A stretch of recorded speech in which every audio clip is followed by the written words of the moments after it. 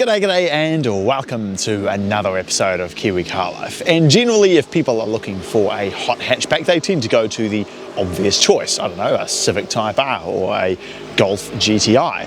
But there are some other manufacturers that do their best to put out a sporty and fun front-wheel drive hot hatchback. And one of those brands is Mini. So today, we're going to see if their Cooper S is any good. The engine, in typical hot hatch fashion, is a 2-litre turbo. It's known as the B48 A20, not the B20. The B20 is for rear-wheel drive applications in the BMWs, whereas the A20 is for front-wheel drive applications in the Minis. And yes, you heard that right. In essence, this is a BMW engine that they have turned sideways for Mini applications. But the good thing about the B48 is effectively it's a B58 inline 6 with 2 cylinders lobbed off. It even shares the same bore and stroke. And anyone who's seen my N55 versus B58 video will know that the B58 is one of the most reliable BMW engines you can buy. So in theory, this B48, seeing it's all pretty much the same parts, just a bit smaller and turned the other way,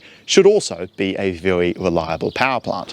It makes 141 kilowatt, around 190 horsepower and 280 newton meters. The exact same power figures, in fact, that the Mark V Golf GTI makes. So while this is a bit newer, it certainly makes a reasonably stellar amount of power. And the owner has actually tuned this one up a little bit more.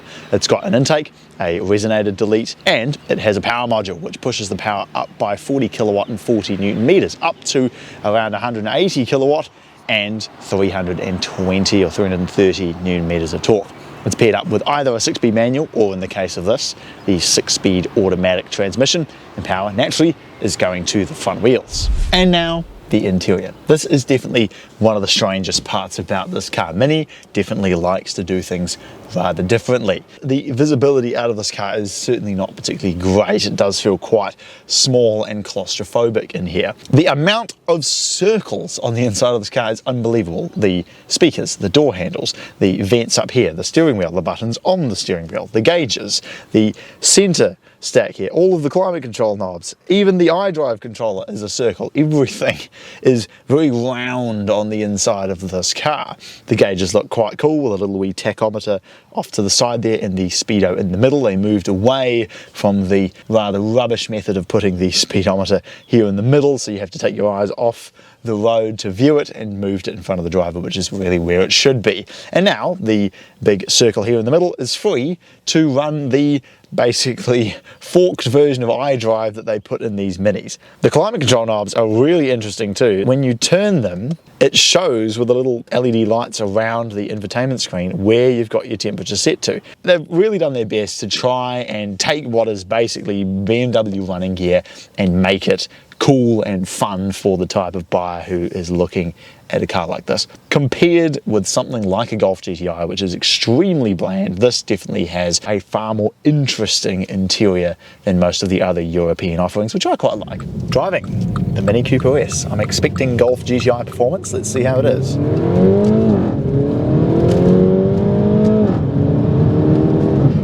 Okay, that's a lot quicker than any Golf GTI I've driven. Holy moly. This thing's fast. And the gearbox is impressive. It would be really nice if it had some pedals, but the upshift parts are fantastic. I've got no idea who makes this gearbox. It's certainly not ZF, because I don't really do front wheel drive gearboxes, but this thing's awesome. It's got louder upshift parts than my flipping 135i. And the handling, oh, that's where this car really shines. Turbo torque on a road like this, and sensational steering feel with just a perfect amount of power where you can just enjoy it around some of these tighter corners here, turn it in, get your foot down.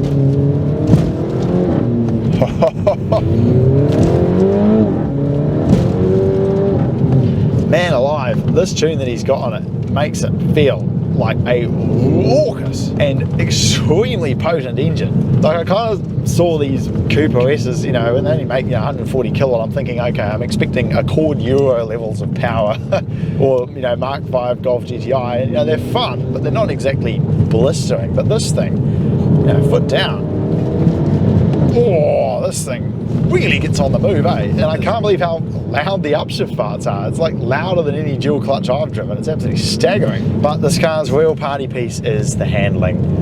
When you get it into corners like these on sticky tires, it just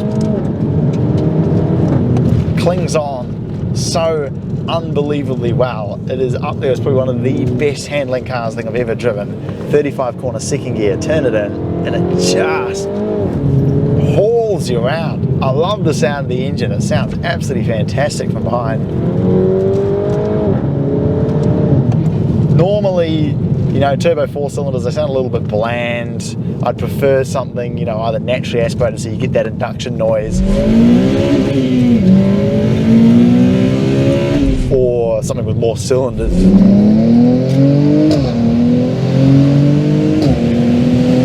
Just so it sounds more interesting. But this, it's a really raucous wee engine. I would describe this as surprising. The ride quality is quite firm, so that is something to consider. It's a very sort of jiggly ride. It's obviously very impractical, and it would be nice if it had some paddle shifters, at least if you're going to get, you know, an automatic one like this. Constantly having to take your hand off the steering wheel to change gears in an auto is a little bit annoying. But otherwise, it has a really great engine, very good transmission, just does exactly what you ask. Rev matches, and the steering feels great, the brakes are good, the throttle response, as soon as you put your foot down, we're on the move. There's less than half a second of turbo lag. It is a very well put together and extremely proficient, and above all else, just really fun car to drive. I absolutely see why people buy these, and given